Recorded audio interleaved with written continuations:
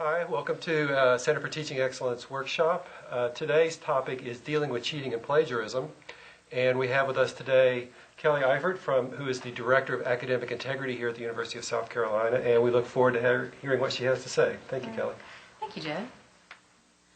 Well, good afternoon. I appreciate you all coming, especially in this lovely weather we're having. Just want to introduce myself. I am the Director of the Office of Academic Integrity. That office is actually relatively new. We've only been around since fall of 2007, which is when we introduced the new honor code here at the university. And in my role, first and foremost, I want to be a resource, obviously, to our faculty, any instructors, and even our students here at Carolina to deal with issues of what the honor code is, promoting academic integrity, and discouraging academic dishonesty. So being more on the promotion and prevention side. Naturally, of course, my other part is dealing with allegations of violations of the honor code, so being that referral source for that at the university level as well. So it's kind of my dual purposes in the office. It is just me and a graduate student, so we're a small office, but dedicated and work hard, so we're definitely here available to serve you and be a resource for you. I want to start off my talk today a little bit first to talk about why academic integrity is important. And I recognize I may be preaching to the choir here, but kind of want to give a little bit of background to set up where we're going and ways to help you promote integrity in the classroom and to help prevent dishonesty, and hopefully so you won't have to refer to me as much. You might just be calling saying, I need some ideas, instead of, I have a student I have to refer. So that's kind of the idea.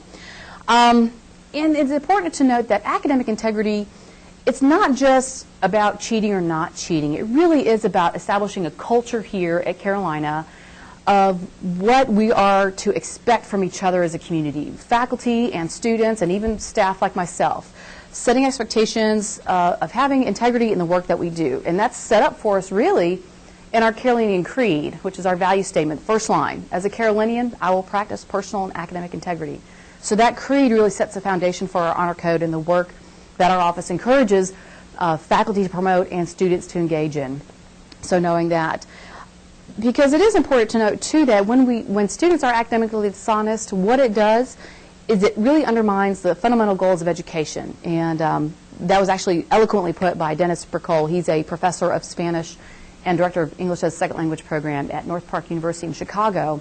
And he was writing an article about dealing with academic dishonesty and made that statement that academic dishonesty undermines the fundamental goals of education. He said that right in the first opening paragraphs of his article, and I thought he summed that up rather nicely about what academic dishonesty does to the institution, to the academy. And when we're looking at the goals of education, I would look at it as, first and foremost, the goal of education is to learn how to learn. Our students may know how to memorize and may know how to obtain skills, but we're really teaching them to learn how to learn and to think critically and communicate effectively. Another faculty member at University of Chicago, Charles Lipson, who wrote a book actually for students on doing honest work in college, he kind of sums it up nicely as the goal of learning is not only finding the answers, but finding the paths to answers. And for us to help students realize that that path doesn't have to be cheating. It doesn't have to be those shortcuts. It's really about kind of engaging in the learning and what they're here to do in the broader view of education, not just I'm here to get a skill so then I can get a job. And I think a lot of students come to college and don't realize that there are different colleges that meet those needs, but when you come to a university, to a research university like Carolina, it's more than just about getting skills for a job. And so as faculty, we can set that tone in the classroom right away. And Gary Pavella, he's actually an expert on dealing with issues of academic integrity and establishing honor codes. He's actually the director of integrity at Syracuse University. He said, colleges put truth-seeking and character formation ahead of profit, which is why we are different from businesses and why we're different from other types of higher education institutions, like a business school or a trade school, is because we're looking at what kind of community we are. And he puts it as we're a community of thinkers, scholars, and doers. So again, reminding students that their education here is more than just learning a set of skills at a job, which is then how we get into the conversation with them of why they take the courses that they take. So many students come here, I want to be a business major or a nursing major. Well, why do I have to take insert X here? Why do I have to take Dance Appreciation 101? Or why do I have to take English composition? Or why do I have to take this science class when I'm going to be a major that doesn't relate to science? And so when we talk about that, we need to answer the question for students, the why question. So many people talk about, why do I have to do this? And if they don't understand the why, that's when they engage in those shortcuts and those academic dishonest behaviors. So when we're talking about that for faculty in the classroom, what we want to do is we want to help answer that why question for students.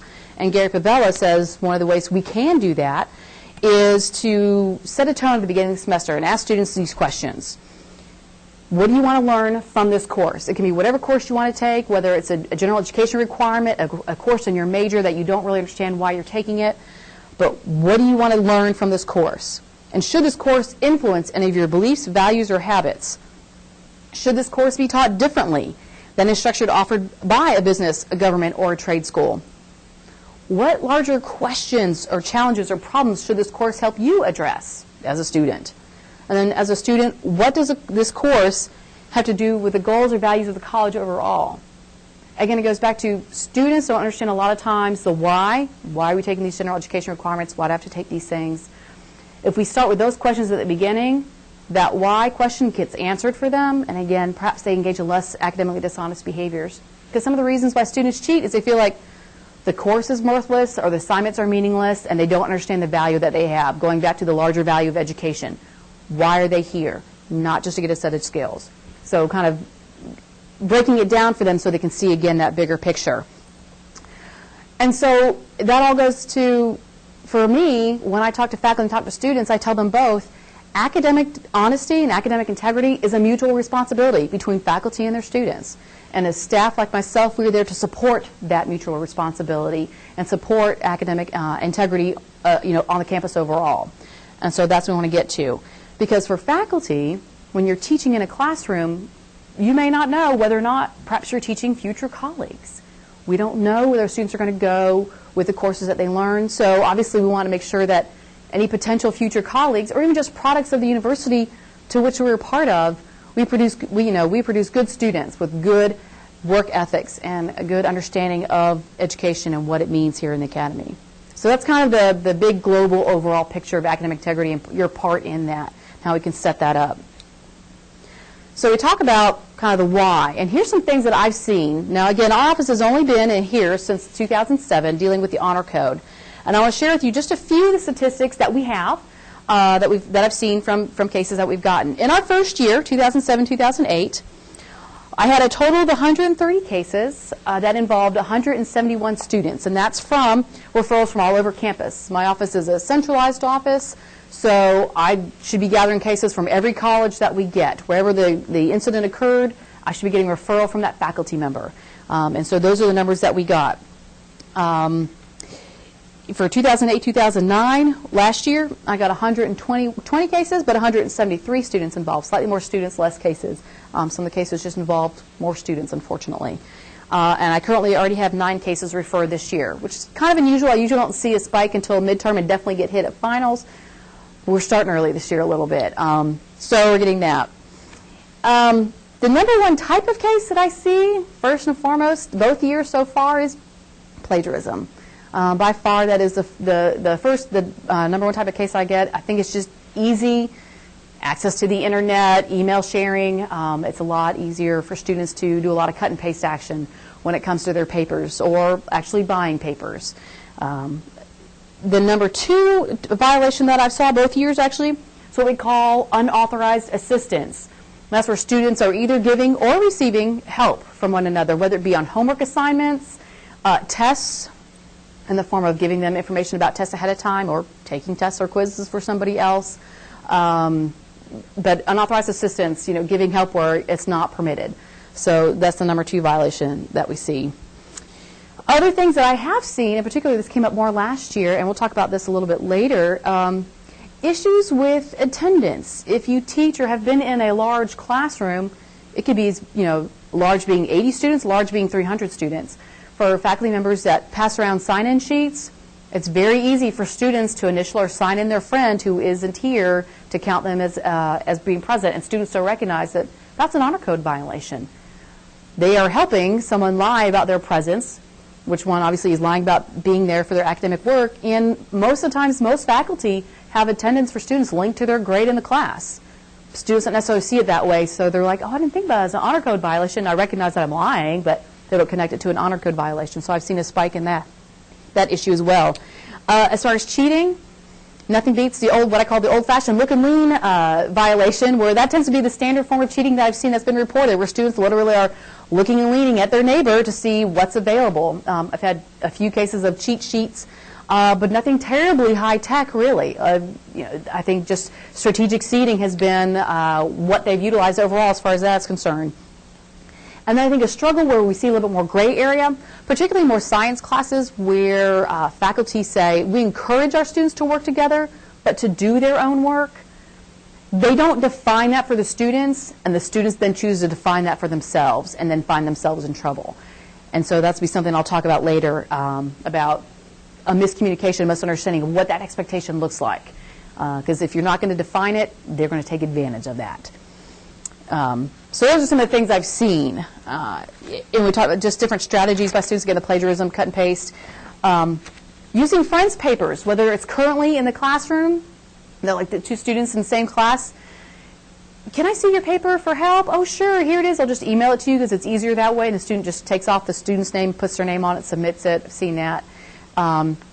Poor paraphrasing. Students not really grasping what true paraphrasing is. And so they do, I've asked students in my presentations to them, what do you consider paraphrasing? Changing the words around, substituting words is what I hear. And I have to tell them, that's not paraphrasing. That's what we call, our English professors in the English department have called that patch writing, which I think is a great description of what that is. Substituting words does not equal paraphrasing. They don't understand that's really, you're synthesizing that information and summarizing it into your own words, making sure that the professor understands, you understand what you have read and can therefore talk about it yourself while still citing it. Students don't get, you have to do all those things for paraphrasing. And the poor or non-existent citations. Students, when they're mixing citation methods, for example, a student in one field, say for example education, they tend to use APA. But if they're in English or perhaps political science, they may use MLA.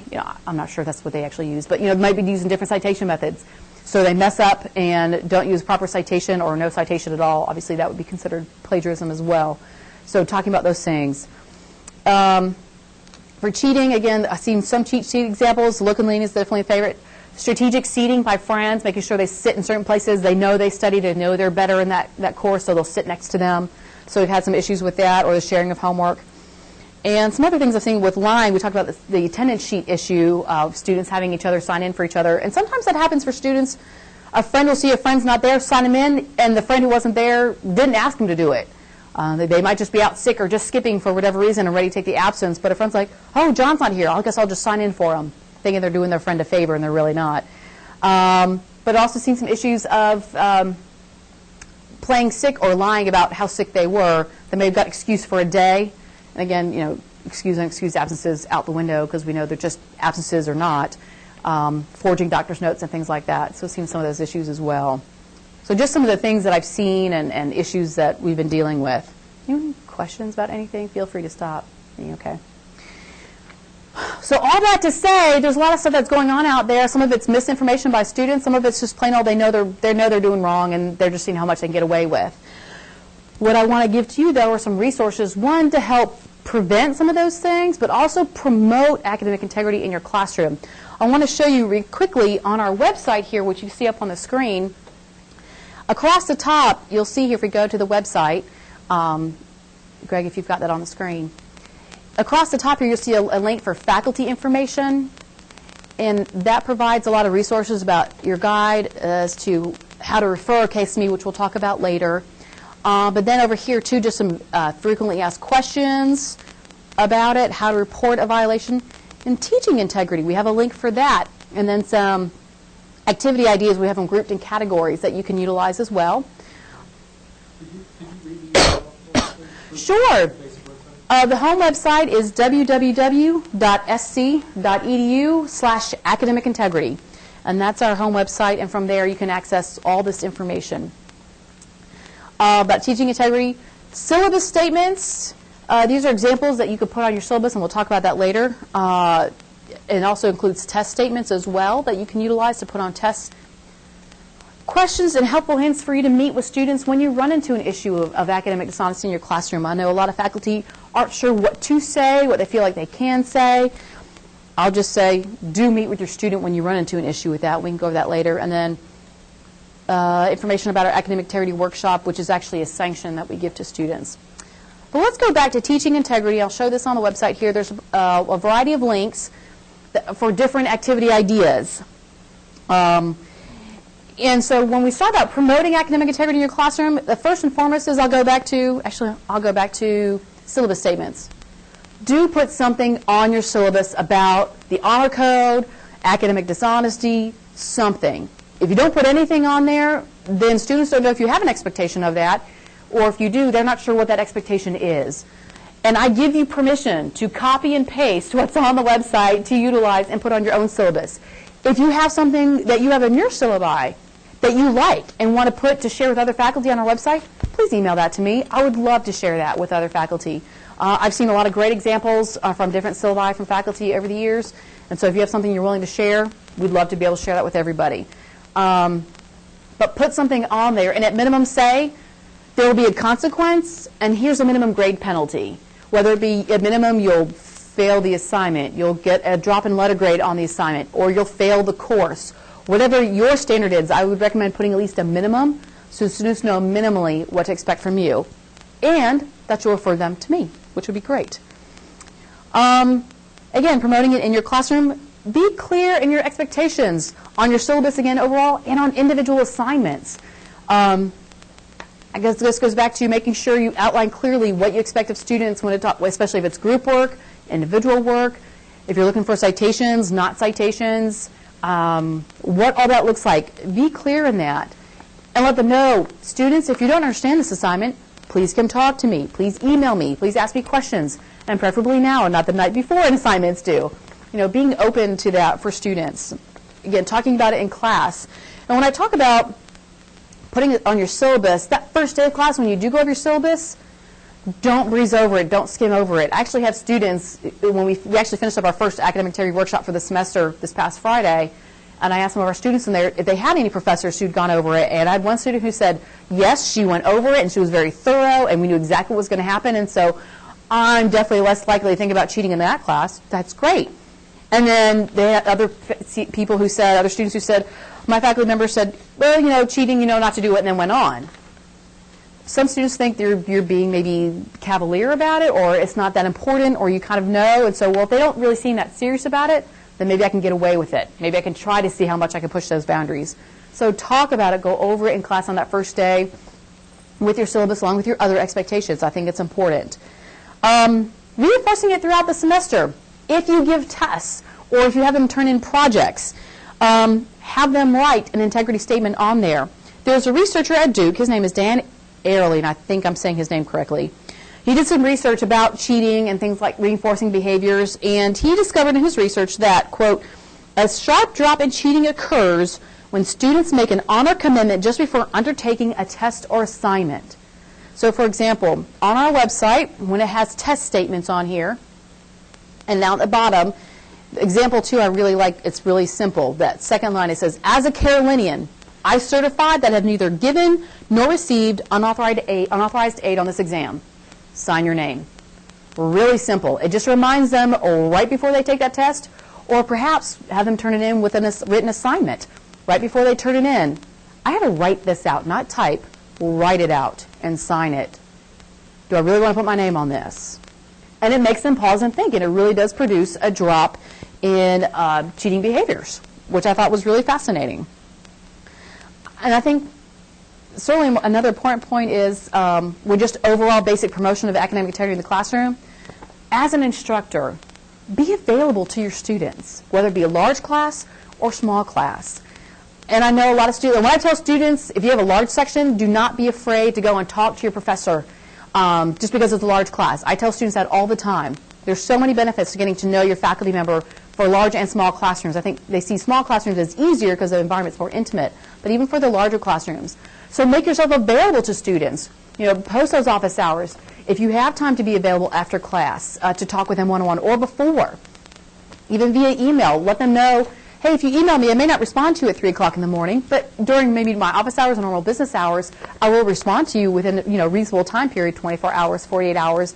So please, if you have questions, come talk to me, come see me, email me, whatever you feel comfortable with. Because I think if students feel like they can build a relationship with you as an instructor in that classroom, they feel like they've garnered your trust and that you trust them. And then with that trust and that relationship, they're less likely to betray that trust with an act of cheating or some type of dishonesty, because they would see it as a betrayal or some type of disappointment. So building a relationship, having that available, an appropriate relationship, obviously, for students, again, that can lessen a student's desire or willingness to cheat in a classroom. So keeping that in mind as well. So those are some big general ideas about promoting integrity and hopefully preventing it.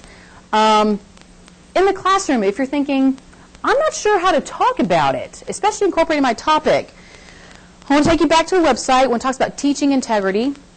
And under our first section, it says, what is academic integrity? What is it? Why does it matter? There's a list of at least 10 different ideas, and I want to highlight just 2 activities that you can utilize in your classroom, just in terms of talking about academic integrity overall. And this may depend on what type of course you're teaching, the audience, obviously, that you're teaching to. Is it a mixed class? Is this for majors? Obviously, you can tweak any of these things to what you need. But here's an example. You present a scenario to your students. Tell your students, your roommate turned in a paper downloaded from a free essay site.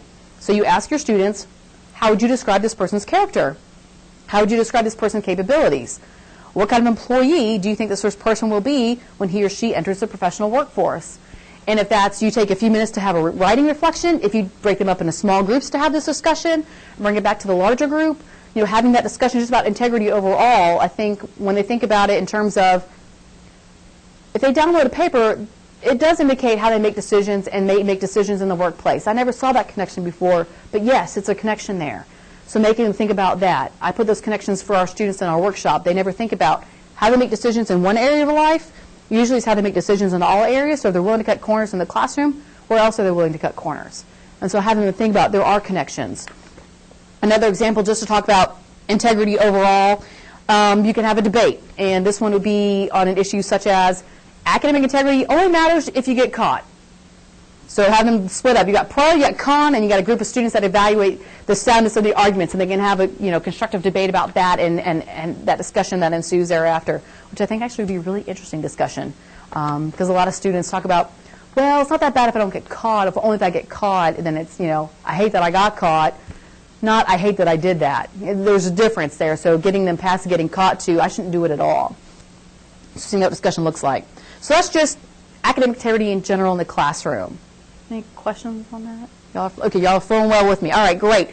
The next section that I want to highlight, talk about why is integrity important in the workplace. And so if you're teaching a specific section within your field that is for majors, you have mostly majors or people maybe who have a minor or cognate in this area in your classroom, this may hit home for them a little bit more because they're going to be focusing on what they're going to be doing out in the workplace in this area.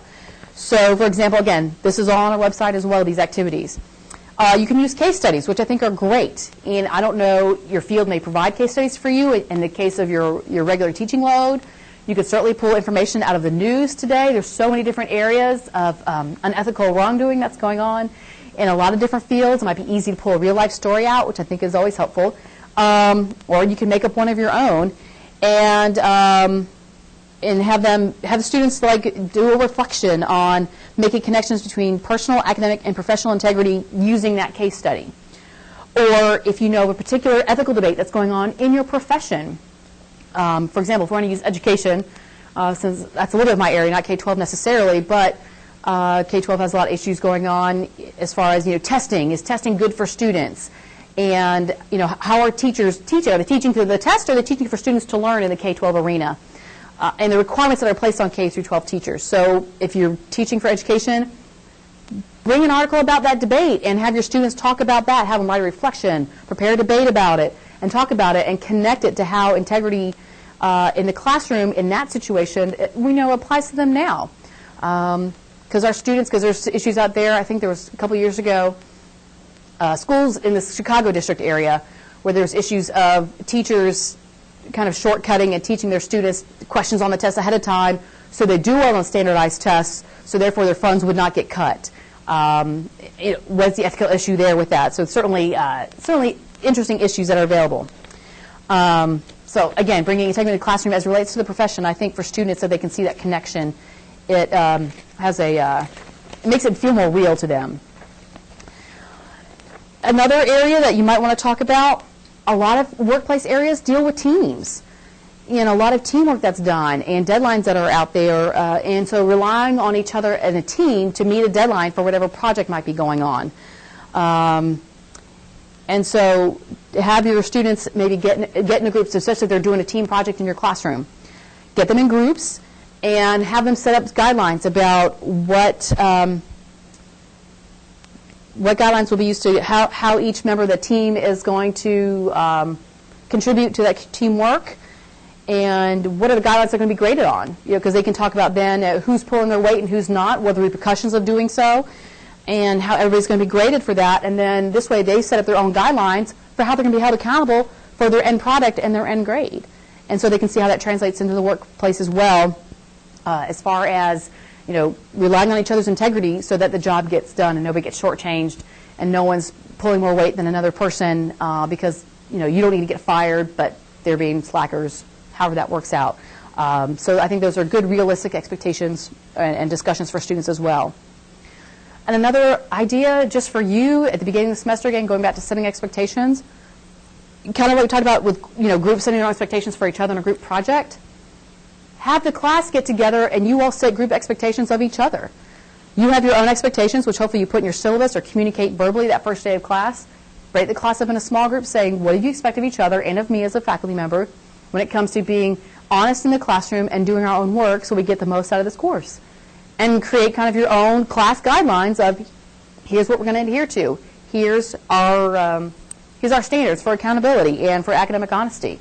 And so this way you certainly have a student buy-in for what they're going to expect out of each other and from you when it comes to being academically honest in that coursework. Questions about any of those? A lot of these ideas, again, on our website under the teaching integrity, feel free to use them. That's why we put them there. And if you have other ideas that you have felt worked really well for you and your classes and are willing to share those with me so you can put them on the website, that would be wonderful. We'd really appreciate that. What I want to talk about next then is some those are all promotion ideas and ways to talk about integrity. Talk a little bit about some prevention strategies that I've seen either done by other faculty or just general ideas that we have adapted from other institutions that use these.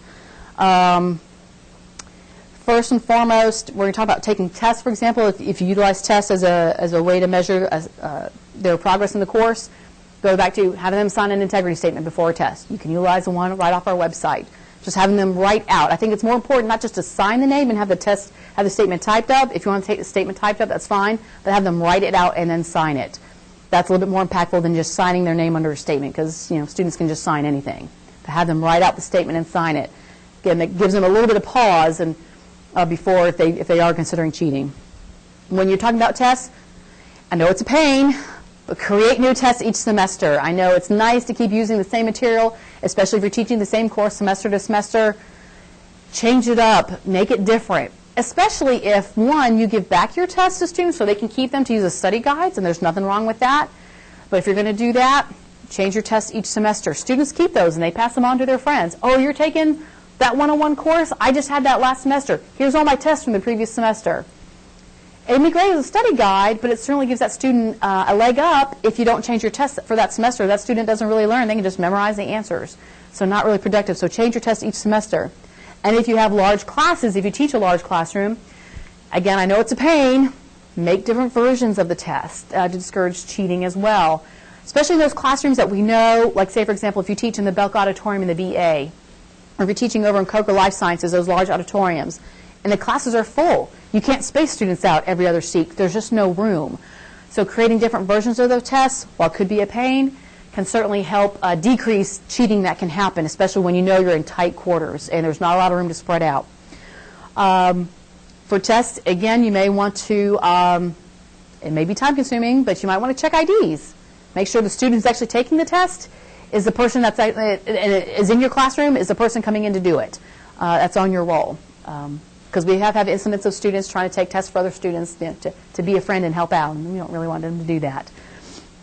And actually, I had an interesting example that happened. I got a case referred to me from a faculty member about test cheating, but I liked his method of how he tried to at least prevent it, which is why the student ended up kind of getting in trouble. He had a large classroom. He couldn't really move around. He couldn't space out people, but he did create different versions of the test, and he was in a classroom that actually had numbers on the seats. So what he did was, for each version of the test, he actually put a seat assignment on there. So when you came in to take your test, he handed you your test, and that was your seat assignment. So you had no idea which version you had or where you were sitting till you walked in the door. I thought, how creative. This way, friends can't sit next to each other unless they randomly got, seated together. You never know who you're sitting next to. You might have somebody with the same version next to you. You might not. But it certainly randomized everything for that faculty member. So that might be an easy way to do that, especially if you know the seating layout in your classroom. And that, again, helpful for really large classes if you teach some of those sections. I know I'm talking a lot about tests here because that tends to be the cheating that seems to be harder to detect. Don't allow any cell phones. Turn them off. Don't allow bags in the room. Or if you do, they all got to come up front, and they can pick them up when they leave. Really, for a student taking a test, what do they really need? A writing utensil and whatever you give them to take the test on, unless you allow scrap sheets of paper or something. That's all they need. They don't need to bring their big backpack or their laptop bag or their phone with them. And if students know ahead of time, before test day, that you don't want anything in the classroom other than writing utensil and their test, then they won't bring it in, and it reduces maybe the texting, looking for answers on their cell phone, or bringing in cheat sheets, because where are they going to put it, because they just need their writing utensil. Bringing in blue books where the answer is pre-written in them, those kind of things. So might be something to think about. If you don't mind them bringing in, leave everything up front or off to the side. You can't have anything near you so you can sneakily slip notes in and out of. So things like that. And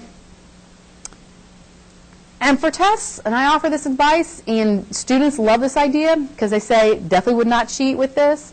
And faculty, when I've presented this idea to them, think, might not be a bad idea.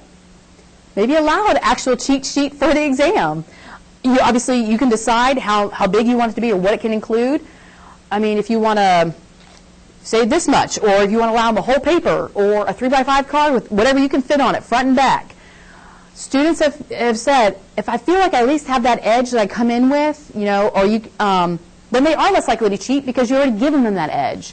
And you can define what you want on there, anything you want, just formulas. You can let, dates and definitions, whatever it is you want to allow. You may want to consider doing that, depending on the nature of the course that you offer.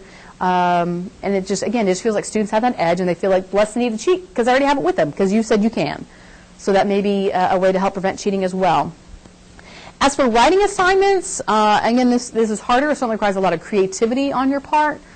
But making assignments harder to plagiarize by, one, recreating the assignment new every semester, making it very much based on the students' opinions and thoughts. And even then, I've still seen students plagiarize those things because they don't know what they think, so they put somebody else what somebody else thinks on there. But making it very much derived from the student. Maybe if you're offering a broad range of topics, don't. Maybe narrow it down. They can only choose from these that haven't been done over and over again. For example, I know a lot of English courses, maybe it's something about Romeo and Juliet. Well, what hasn't been done?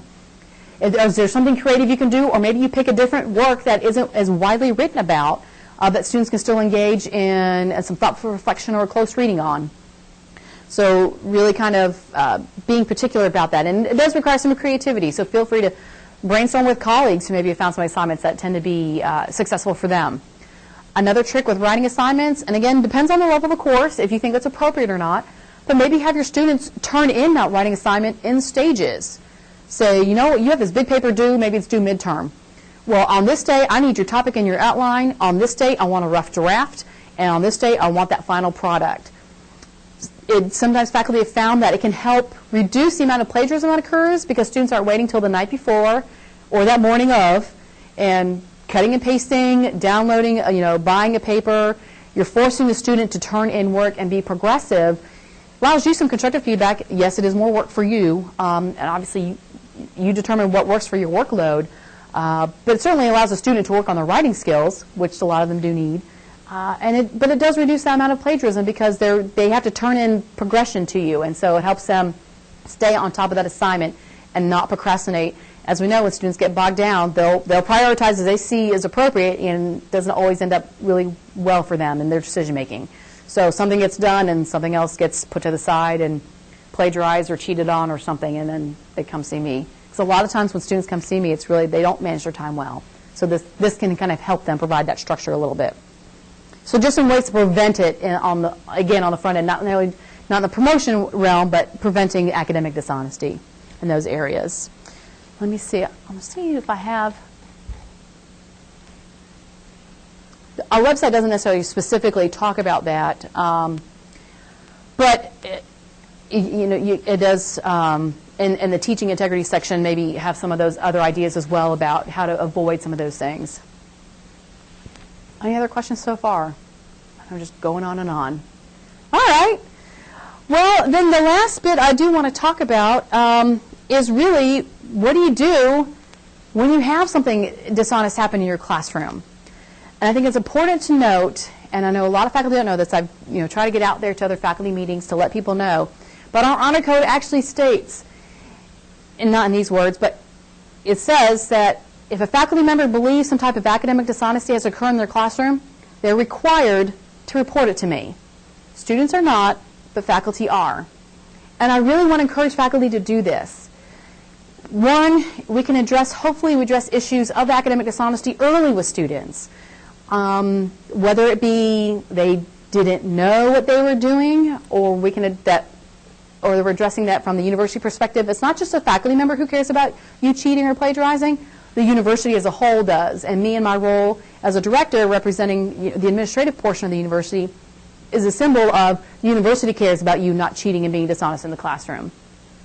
It also helps to catch serial cheaters, which unfortunately we've already had. In my 2.5 years this office has been open, we've had students reported more than once for engaging this behavior. So if you choose not to address it, you don't know if that student's already been reported to my office for the same behavior. And so by sweeping it under the rug or just dealing with it with a grade penalty, you're actually kind of doing that student a disservice because they feel like now they really can get away with it if they kind of go to the professor and, oh, please, I'm really sorry, I didn't know, or I didn't mean to. Can we just, can I just get an F on that test or that assignment? When they already know in the back of their head, they've met with me. And they know the next time they come see me, they're looking at getting kicked out of the university. So they don't want you to report them to me. So encouraging that reporting, I would encourage that, not just handling internally. The other thing is, it does provide a fair and consistent process, and not just for the students, which it does do that, but it also provides one for you. As faculty who refer, I have the university view of what's happening out there with students. So I can see and hold accountable students at an equal level all across the university for similar violations. So you as faculty know that when you refer something to me, something will be done, because something is always done. I will investigate every case that's referred to me. I can't promise you'll always like the outcome, but most referrals I do get usually indicate there is a violation that has occurred. But I will investigate everything you send to me, at minimum. But most of the cases I do get referred, usually there's a violation that has occurred. And so for faculty, that's getting done. And for students, they know, well, just because arts and sciences referred it over here, that means a different penalty is happening because I got referred out of journalism. That's not true.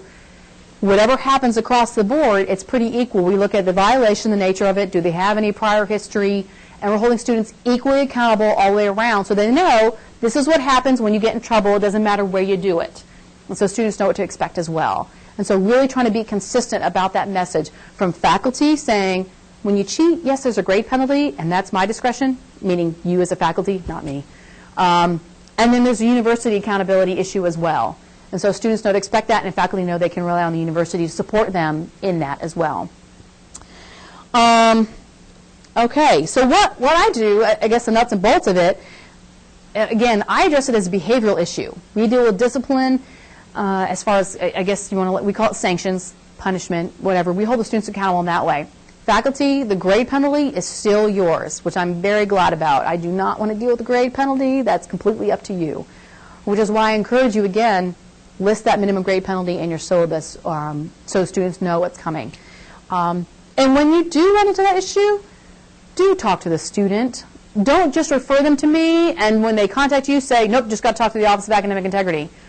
You, as an instructor in that classroom, have a great opportunity to sit down with a student as an educator and say, this is why what you did is wrong in my classroom, or if it's in their major, in our field, and how this impacts us, and you can have that relationship. I talk with them from a university perspective, saying, this is why at the university level, academic dishonesty is not tolerated and not appropriate. And your faculty member was right in referring them to you because they were required to, because the Honor Code says they had to. And so I support them in that, because I tell students that when they meet with me. I say, here's the two things my office does. We promote, let folks know we have an honor code, and I deal with those allegations. And the way the honor code is written, it says a faculty member has to refer if they run into that academic dishonesty issue. So it takes that faculty member is a bad person off the table right away. And I tell them, the faculty have to report it because the honor code says they have to. And they can just be mad at me as a university bad person, and they can just look at you as the faculty member who's doing their job. So it's taking that kind of burden off of you as well. Again, when we're talking about issues with academic dishonesty, previously when it was handled within each college and the deans and the faculty member had to deal with that individually, a lot of times faculty members would get phone calls from parents or students who would threaten their lawyers. That all comes to me now. I deal with the parents. I deal with the lawyers should they have any. I deal with that all the time. It's not a big deal, but you don't have to. That's when you definitely want to say, you need to call Kelly Eifert and send them my way, because you don't need to deal with that, because really you're dealing with the grade issue. The stuff they're concerned about is, are they getting kicked out of school? What's going to be on their record? And that's where I come into play. And so you just send them to me. And that's what I deal with. So I'm making sure the students get their due process in our honor code process. And that's where the parents and the students get really anxious about all that. So I deal with all that. That's my job. So you don't have to, which is great. We don't want you to. You've got other things that you should be focused on, and we want you to be focused on that, teaching in that classroom and doing your research and educating our students. That's what we want. I educate them in a different way. And so, again, we're providing support administratively to what you're doing in your classroom by saying, again, academic dishonesty is not tolerated, and so we want to make sure you do that. What I want to show you on our website here is that there's an easy way to refer a student to our office. This is our home website here. You can either click on here, which says reporting a violation. It just gives you a brief little blurb, and it goes to incident report, which looks like that. Or, I got to do the tabs thing here. Okay, so if you're back on our home page, that yellow link right there that says incident report goes right to the same thing. So either way, when you fill out this incident report, and it'll ask for your information, the students, and you'll see it allows for more than one student, 4 student slots on here. If you just have one, that's fine. If you have more than 4, just submit a second report, no problem. And it'll ask you for your course information, the section, what semester it is, and you'll have a drop down here. And we need to update this. It's a good thing I'm looking at it. The date of the incident, where it happened, the allegations, and then it gives you a place right here in this block to type as much as you want about what happened. And it can be short and brief to the point. It can be very long, however detailed you want to be. And when you submit it, it comes to an email that I check every day. And so I'll respond to you when you submit that email to me within 24 hours, unless you submit it on a Friday. Then I'll usually respond to you by Monday, just so that you'll know, my caveat. And I'll let you know if there's any other information I need or I have questions I have to make sure I understand what's going on. But usually what I want is your syllabus at minimum. If it's an assignment, like a paper or homework, I want to copy that assignment sheet, and you can email this to me, campus mail, whatever. If it's a test, I want to copy that student's test. The key is necessary. Or if it's a paper, I definitely want that student's paper. If they've plagiarized, where you found that plagiarism, and if you have either the articles or the web links, whatever you found, send those to me so I can do my highlighting magic. Because for plagiarism cases, I'll highlight the paper, the student's paper, and I'll highlight the sources. And so when they see their paper full of yellow highlights, it presents a good visual for them about how much they really plagiarized. Because they like to minimize until I present it to them right in front of them and say, look at all this. And then they're just quiet. So it's a good visual representation for them. So I'll ask for all that information unless you go ahead and send it to me right away. And then once I meet with the student, most of our cases resolve informally with me. Because what happens is I will send an email to that student that says, I got a report that something happened in, we'll just say, English 101 class. You need to come meet with me on this date and time, because I set up based on their class schedule. They come meet with me, not during class. And when they meet with me, I say, I got this report. Here's what it says. Tell me what happened. And so we'll talk. And then what I do next is I actually have a conversation with, it's usually the assistant or associate dean in the college where the incident occurred. So for example, if a business major plagiarized in an English class, even though he's a business major, I'll talk with the assistant dean in Arts and Sciences, that's English, so Dr. Lauren Knapp. And he and I will have a conversation about, here's what I found out, here's what it looks like, and we'll talk about what we think the appropriate outcome is. And then I present that informal outcome to the student. I say, Dr. Knapp and I have talked, here's what we think is an appropriate outcome. Also, if they have any questions, and if they agree what that informal outcome is, they sign that they agree and they go do what it is they need to do. If they don't agree, they can choose a committee hearing. And that's something we'd schedule at a later date. And that's a college committee hearing. It's 3 faculty members out of that college where the incident occurred, and then 2 student members of our Carolina Judicial Council. And I coordinate all of that. Again, faculty don't have to do any of this mess. I do all of this. And I coordinate the hearings should we need to go to a hearing, which again, a small percentage of our cases go to hearings. I'd say less than 10 each year. And out of 120, 130 cases, that's a small number. For faculty who report, you're called merely as a witness. I just say, I need you to come and tell us how you found out what happened and make some other information, and that's pretty much it, and then you're free to go. So that's your role in a committee hearing. I'm still there doing all the hard work and all the presenting of information, all that good stuff. But either way, if a student can resolve informally with me or go to committee hearing, you still get to find out what happens with that student, so you know. So you can make whatever grade penalty you think is appropriate. Because if a student is found not responsible for honor code violation, then you cannot give them an F for cheating. You can assign whatever grade you think is appropriate based on the quality of their work, but you can't assign it for cheating. If they are found responsible, you assess whatever grade penalty you think is appropriate and do so at that time. If you refer something at the end of a semester, which I tend to get a lot of referrals on, whether it be a test, paper that's due and it's during finals time, I got to give a grade, and maybe you don't feel comfortable signing the grade right away, you want to wait till my process goes through, and that's fine. You can always give a grade of an NR, no report. And that buys you some time to not have to worry about anything. It's slightly better than incomplete because it's less required of you. Just file the NR, and not only will I still let you know what happens, because I'll most likely meet that student at the beginning of the next semester, but the registrar will send you a notice. You have a whole semester to change an NR to a grade, otherwise it'll fall to an F, but the registrar will send you a reminder about that. And they send you a reminder, I think it's about a month out from the end of the semester. So if you refer in December and decide to give an NR, you'll have all the spring semester to change that grade. If it happens in the spring semester and you refer it, summer doesn't count. You have all of fall semester to change that NR to a grade.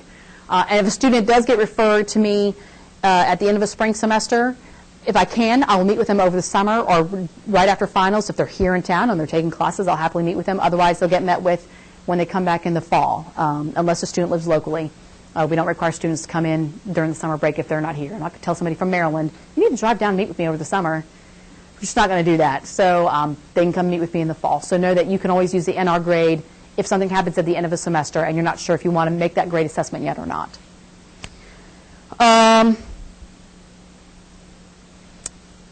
That is basically the process. Does anyone have any questions about that? Yes, ma'am. Earlier, when you were talking about you sometimes have multiple offenders, if you will. Yes. Is there a minimum amount of time that students are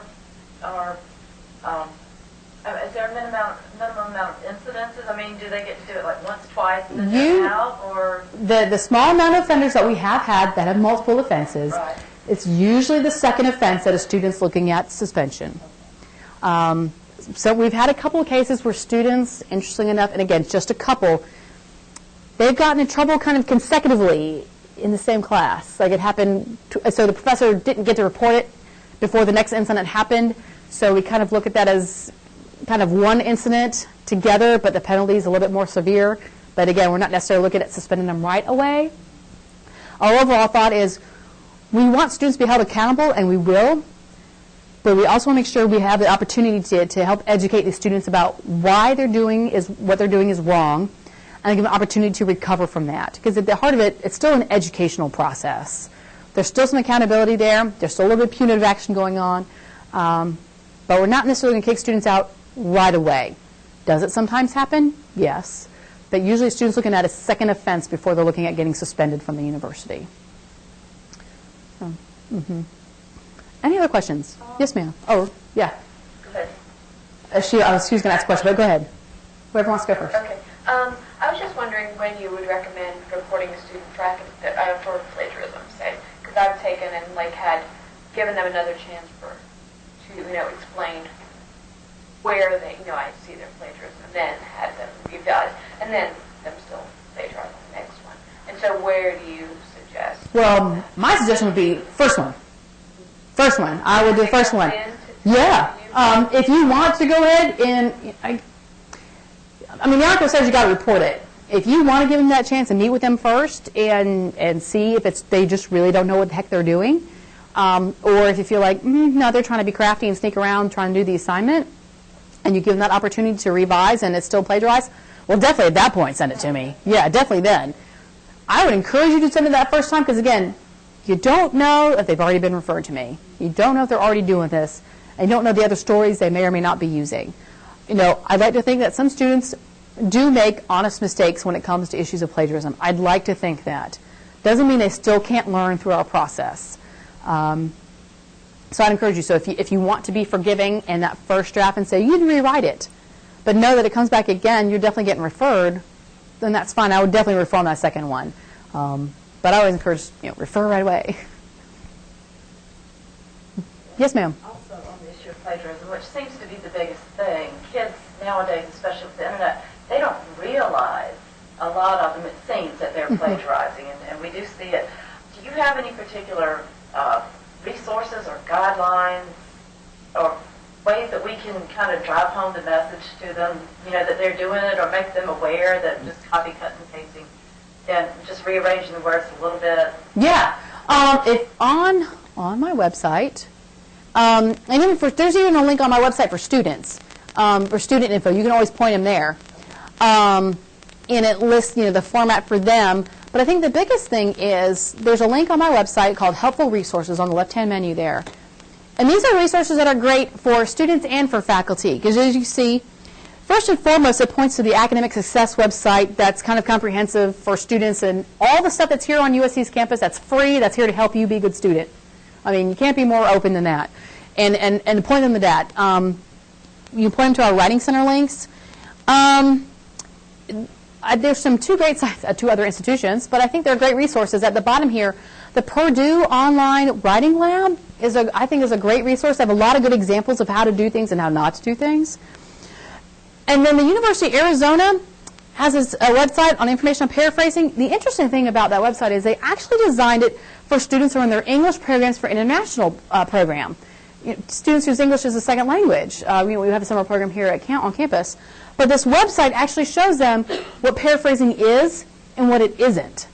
And I think that's a great resource for people to use to say, go here and do. Because we don't want, or feel free to give an example yourself in the classroom saying, here's the paper that I had. Redact the student's identifying information. But maybe you have a paper that somebody submitted a previous semester. You can keep a copy of and say, here's the student's paper. Here's the Wikipedia that they copied from. And we hate Wikipedia. It's not a good scholarly resource, but students use it anyway. And they say, you see how they rearrange the words, or they just cut and paste and it inside it? That's bad. Or if you want to use even a scholarly journal. I've seen students plagiarize from a scholarly journal. They didn't know how to paraphrase because the information was so academic they weren't really grasping it, so they didn't know how to paraphrase it, and therefore in the end plagiarized. Showing them this is what you don't do. If you don't get it but you want to use this, just quote the thing. Show them that just quote it and cite it, and here's how you do that. But if you're going to paraphrase, here's what this looks like. And it might be you do a practice exercise in class, with material out of your field, so that they kind of get the practice of that. And maybe that doesn't have to be a long exercise, but that might be a good way to do that. And you can tell them, if you think you're not, if you're not sure, or you think, oh no, I'm really paraphrasing, you're welcome to take that chance and end up in Ms. Seifert's office, but I wouldn't recommend that. Come, I'll be available to them as a resource, saying, if you're not sure, ask me. Email me a section saying, I'm trying to do this, here's the original source, what does that look like? The thing I head home for students when I present to them about plagiarism and paraphrasing, the internet is still a resource. And I'm gonna use a loose paraphrase from him, even though I didn't hear it from him directly. Robert Wilcox, who's the assistant dean over the School of Law, he told a group of students one time, the time that you cite is this. It's when you crack open a book, and I would add, or when you open up that web browser, anytime you do that, you need a cite. I don't care if you're directly citing or paraphrasing. And so I think that's a good kind of baseline for when do I cite? That's when you cite. And how many students are going to open up that web browser? Just about every time. So I think that's a good baseline. And I tell students, too, I'd rather you oversight and get points deducted for that than undersight and fail and come see me. You know, I think that's the lesser of the two evils. And I said, again, go and talk to your faculty. They're your resource. Yes, ma'am. One thing that I find happens in our program a lot is the bookstores sell workbooks that are completed. Oh, yeah, because they're used. They're used, yeah. The activities are completed. And I had a student over the summer.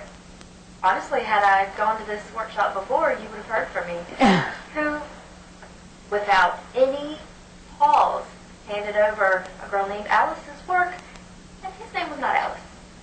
I only noticed this because one of the pages that he didn't check before turning it in had Alice's name written at the top. It's just things like that. Again, I just love that. So I'm not really sure how to address that. You know, by halfway through the semester, I know their handwriting pretty well, but at the beginning, they just open those workbooks and show me the work, and I give them the credit. And because a lot of it we just check for completion, then we go over the answers, and there are other ways we assess for accuracy, but that may be something, actually, maybe you talk with the bookstore about that, saying, you know what, for this class, I do not want these workbooks to be sold used. They all have to be new because of this issue. And so that might be something you talk with the bookstore about, to say, I only want new available because of this. And I don't know the logistics of that, but I would start a conversation now with the bookstore. Because that's too easy. I mean, because you present that temptation in front of students, and unfortunately, some of them will take it. Unfortunately, they will. There are lots that do rewrite it, but still. They do their own rewriting. If it's right in front of you. Right. Yeah, it's too much of a temptation. And especially in summer school when, time is crunched and they're like, I'm just trying to get everything done. So that I would talk to the bookstore about that. I see what they can do about that, because Right, it's a publishing issue, and that the new workbooks are offered only in conjunction with the new textbooks. and so if it's If you buy a used textbook, you have to buy by the use, but I'm not sure. yeah, it would definitely be worth exploring. Maybe an alternative. They have a new workbook with the used textbook. Yeah, an alternative might be, and this may be a lot in copy costs, take the original workbook, and if you can get the copyright permissions to photocopy it so that you can't do that if you know they only have used, maybe offer that as a supplement for your course. If you don't sell the used workbooks, but if you can buy a used textbook, then go buy the supplement workbook that's photocopied with blank, like universal copies or something like that. That might be another alternative. And I don't know the copyright issues on that. Find that out as well, but that might be an alternative also. Yeah. Yeah. Yes, they are. Yes, they are.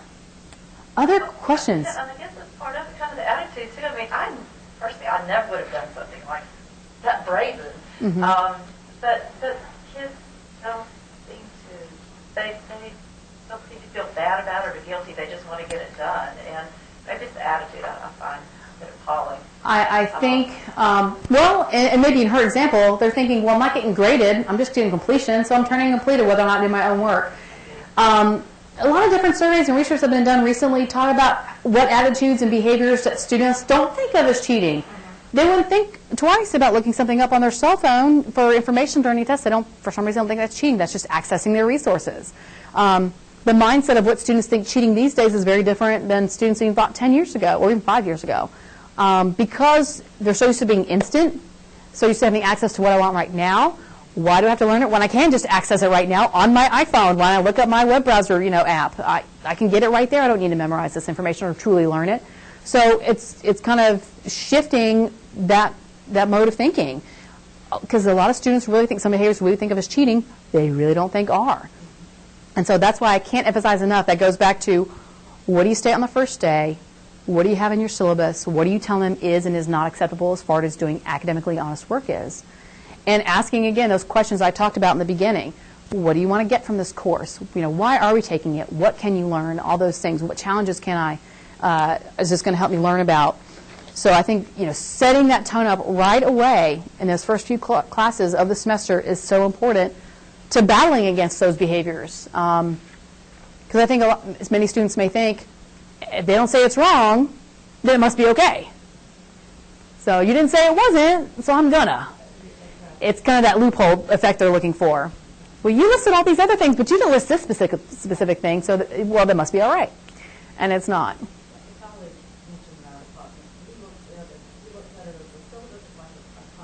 It is. Writing contract with a student, and I never really thought about that before, but yeah, it really does help, as you say, to spell things out very clearly, because then you've got that to back you up. Absolutely, you do. From day one, and not let students make assumptions about why you didn't stress it and stress that. But taking it to that point of view, I think helps. Absolutely. He's absolutely right. A syllabus is your contract in that classroom. So, and then anything else that you talk about above and beyond that, setting up those expectations with your students, I think, again, is going to be very helpful. Other questions, concerns? Yes, Dr. Lyons. My students do experiments and Yes. write lab reports. Yes. So I'm one of those problem faculty that encourages their students to talk about what they've done and work together, but then to actually do their own work. Mm-hmm. And so I've never had a statement. I've never tried to describe to them what that means, and I don't know if you can help me find some resources or some information to address that. That's one that I always have trouble with myself, because I think different faculty mean different things with that. And I do see that more in the science, general science areas, math, computer science sometimes, a lot of the natural sciences and engineering areas as well, because of the nature of the work that you do. And I think defining what that is, doing your own work, are we looking at describing the concepts together? Are we looking at how we do that project together, and then I'm going to do the project by myself? Are we talking about the process? And then it's okay to talk about the process together, but then when I actually do it, I have to do it myself. And so finding that language, that may be something that you might want to look at what it is. I think so many faculty struggle with that because they have in their minds what that means to them, but they don't know how to articulate that, and so I'm not sure. I have not come across anything good yet. If I do, I will definitely put it up on our website because I think that would be a great resource for so many other faculty. But it's really getting defined. Are you talking about it's okay to talk about the process but not the actual work? Is that what you're saying is okay to work together but do your own work? Or do you mean something else? So it's okay to learn the formulas together, but when you actually process the formulas for the work, you have to do that yourself, Or are you doing the work, alone, and then are you talking about your process and how you got to the answers together? Do you have the same answers or not? Is that okay? We don't know. So I think students really do want that defined for them. When you leave it open, they're like, work together but do your own work. Well, I typed up the report myself. That doesn't necessarily mean they did their own work.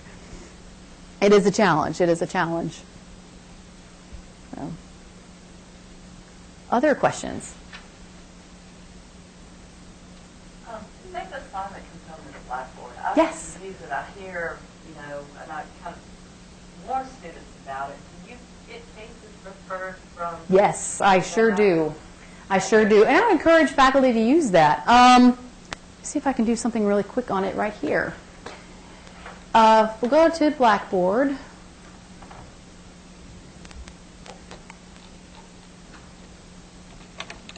Let me see if I can.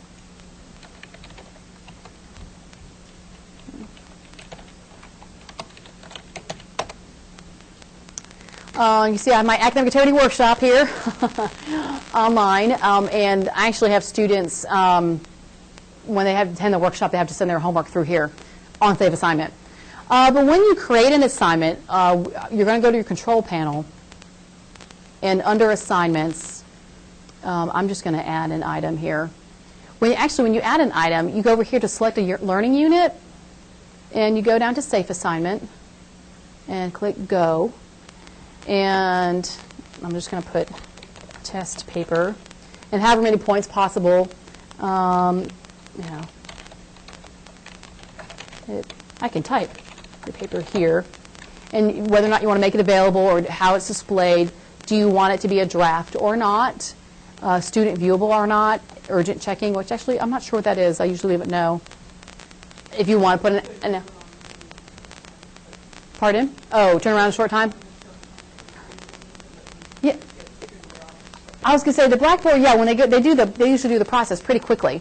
So, and then all you do is click submit, and then save assignment successfully added. So then on your assignments, they submit it here, and it does it for you. And let me see if I can go here, perhaps. No,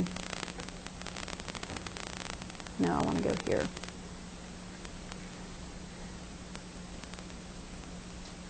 So, for example, if I I